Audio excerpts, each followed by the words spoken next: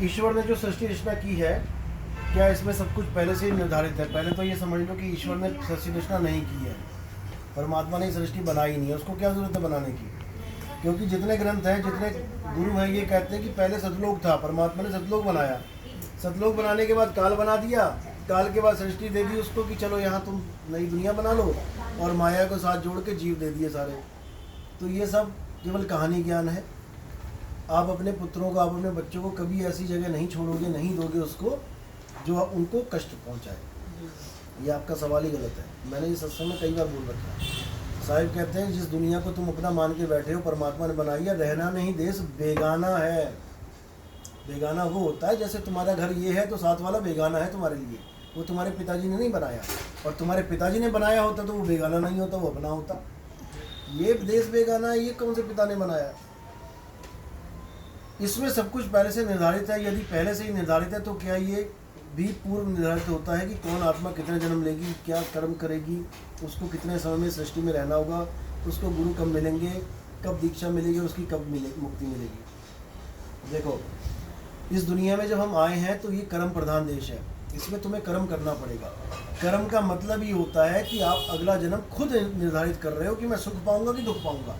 ये ऐसा निर्धारित नहीं है कि तुम्हें इस बार सुखी सुख मिल जाए और निर्धारित कर दिया कि आगे दुखी दुख मिलेगा, ऐसा नहीं है।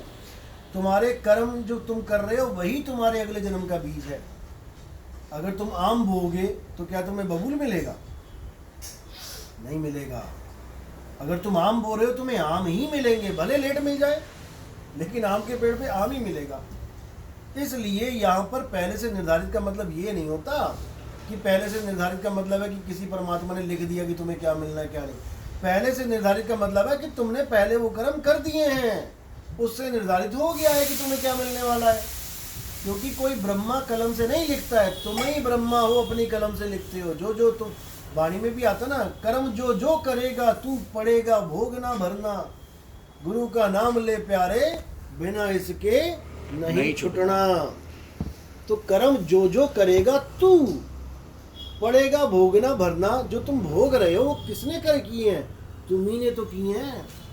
तुम्ही ने निर्धारित कर लिया है कि मैं अगला जन्म कौन सा लेने वाला हूँ, मुझे सुख मिलेगा कि दुख मिलेगा।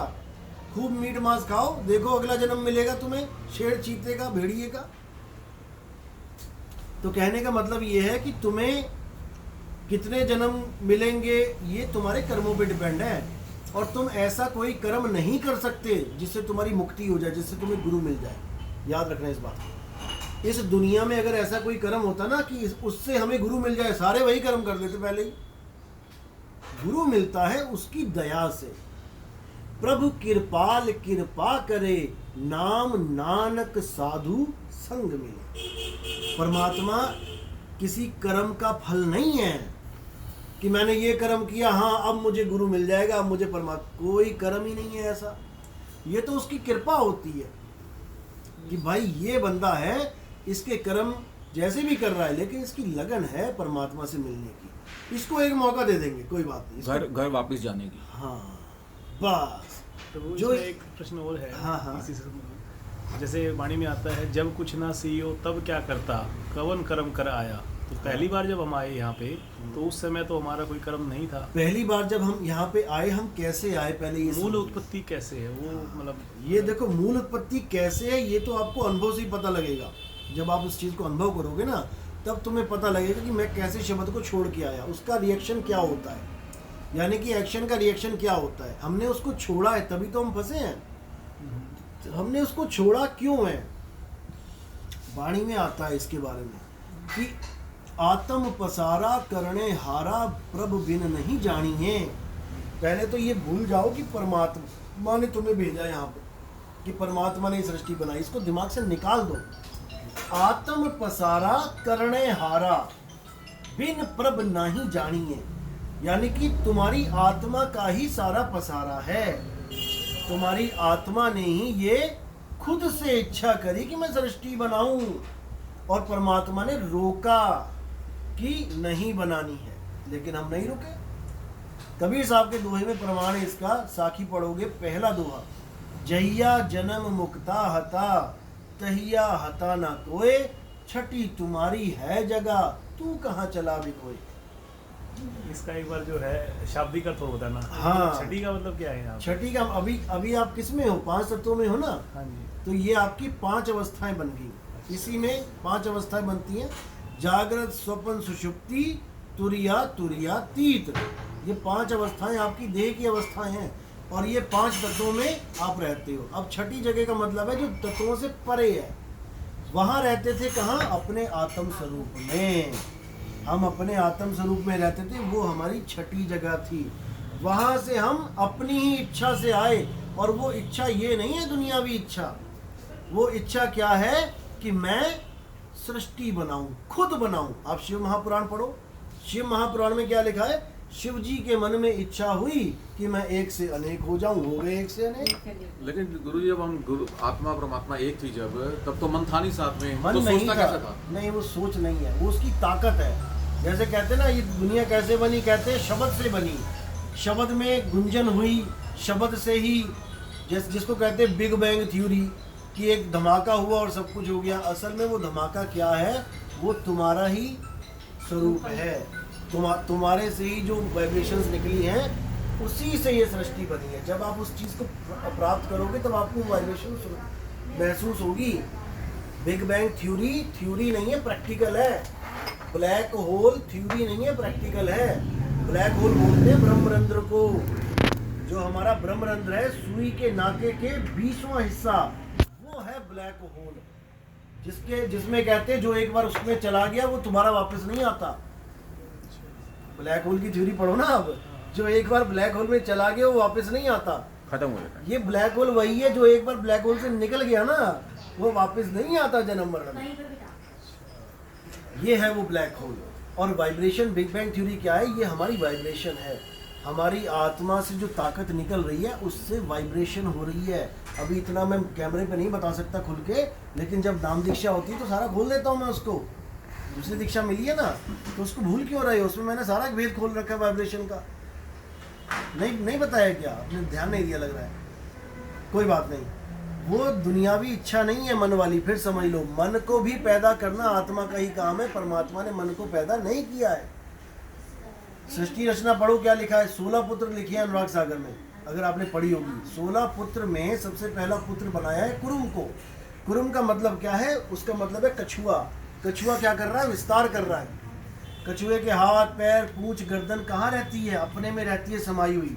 यानी आत्मा की जो सूरत थी पहले अपने में ही लीन थी, लेकिन जैसे ही वो कुरुम की तरह, कछुए की तरह विस्तार हुआ, अब सारे गुण प्रकट हो गए।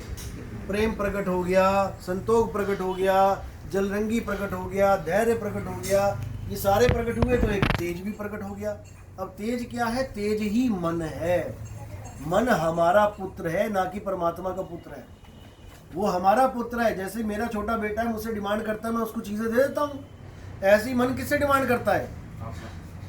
तुमसे ही डिमांड करता है। तुम बैठे हुए मन कहेगा चल यार कुछ खा पी के आते हैं। अभी कौन कह रहा है? मन कह रहा है। किसको कह रहा है? मुझे कह रहा है। और मैं आगे उसको ताकत दे रहा हूँ, जाना है कि नहीं जाना है। मन जाता है तो जाने दे, तू थाम के राख शरीर। अब ये तू कौन है? उतरा पड़ा कमान से, क्या कर सके तू है मैं। यानी कि हमारा जो हमारी सूरत है उसको बोल रहे हैं कि तू अपनी जो एनर्जी है वो मन को मत दे देना, वरना वो पूरे तन को लेके चल पड़ेगा साथ में। अगर तूने मन को एनर्जी दे दी, हाँ बोल दी, तो तन चल पड़ेगा साथ में। तो इसीलिए वहाँ पर जो सृष्टि बनी है, पहली बात तो ये है कि वहाँ पर मन की सृष्टि नहीं है। मन की सृष्टि नहीं है वहाँ पे, जहाँ पर ये आत्मा पहले रहती थी। वहाँ पर केवल शब्द की सृष्टि है, आवाज़ की सृष्टि है। वो अपनी आवाज़ में लीन थी। उसी एक आवाज़ से ये आ की आवाज़ पैदा हो रही है, और इस आ से ही सारी सृष्टि बन रही है। नी अक्षर अक्षर भया, अक्षर की न प्रकाश, अक्षर से मन उपजा। सुनो संत धर्मदास, अक्षर से मन उपजा। अक्षर क्या है? सूरत है। नी अक्षर क्या है? शब्द है। नी अक्षर अक्षर भया, यानी शब्द से सूरत अलग हुई। अक्षर कीना प्रकाश, अक्षर से पसारा हुआ। प्रकाश का मतलब केवल ये प्रकाश नहीं होता है। प्रकाश का मतलब होता है ज्ञान प्रकाश भी होता है और विस्तार भी होता है। कि हम ये किताब प्रकाशित कर रहे हैं, कहते ना ये ग्रंथ कब प्रकाशित हुआ? इसका मतलब ये नहीं कि ग्रंथ में कोई लाइट चली, लाइट लग गई, प्रकाशित होने का मतलब ग्रंथ प्रकाशित हुआ, यानी ये ग्रंथ कब विस्तार हुआ इसका, लिख के छाप के कब विस्तार कर दिया गया इसका। तो कह रहे हैं कि नी अक्षर अक्षर भया, अक्षर कीना प्रकाश, अक्षर से मन उपजा, सुनो संत धर्मदास। अक्षर यानी सूरत से ही मन पैदा होता है, सूरत हमारा पुत्र है। तो साहिब कह रहे अपने अपने चोर को सब कोई डारो मार, और मेरा चोर मुझे मिले मैं करूँगा प्यार। यानी कि मैं तो प्यार तब करूँगा जब मुझे मेरा चोर मिले, मेरे पास तो चोर है ही नहीं, तुम लोगों के पास चोर है। कौन है? मन रूपी चोर बैठा है जो तुम्हारे सामान सारा चोरी कर लेता है, और वो तुम्हारा प्रिय पुत्र बन के भी बैठा है। तुम मन को दुखी भी नहीं देखना चाहते, तुम मन को दुखी करना ही नहीं चाहते, क्योंकि तुम्हारा बच्चा है। जब हमारा बच्चा रोता है तो हमारा दिल कलपता है कि मेरा बच्चा रो रहा है। ऐसे ही हमने मन को पूरी ताकत दे रखी है कि जा तू ऐश कर, मैं तेरे साथ हूँ। तो ये सृष्टि है आत्मा की, लेकिन विस्तार मन के द्वारा ही होता है। क्यों? क्योंकि मन से माया उपजी, माया से तीनों गुण, ये सारा विस्तार मन से ही हुआ है।